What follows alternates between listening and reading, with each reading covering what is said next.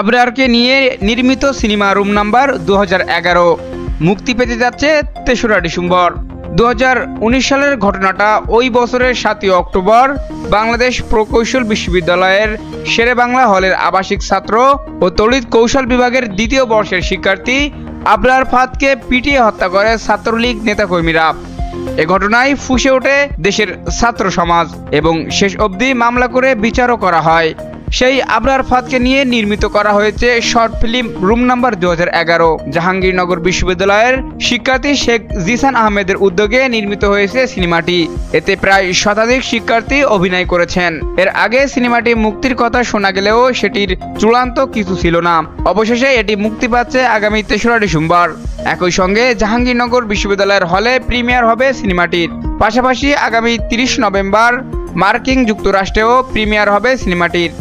তবে আবরারের ঘটনাটি বুয়েটের হলেও এটির শুটিং করা হয়েছে জিসানের ক্যাম্পাস জাহাঙ্গীরনগর বিশ্ববিদ্যালয়ে। এ প্রসঙ্গে তিনি দর্শকদের উদ্দেশ্যে বলেন, বুয়েটের ক্যাম্পাস আর আমাদের ক্যাম্পাসের মধ্যে খুব বেশি পার্থক্য নেই, সেটা দর্শক দেখলেই বুঝতে পারবে। সালাউদ্দিন, প্রহর 24।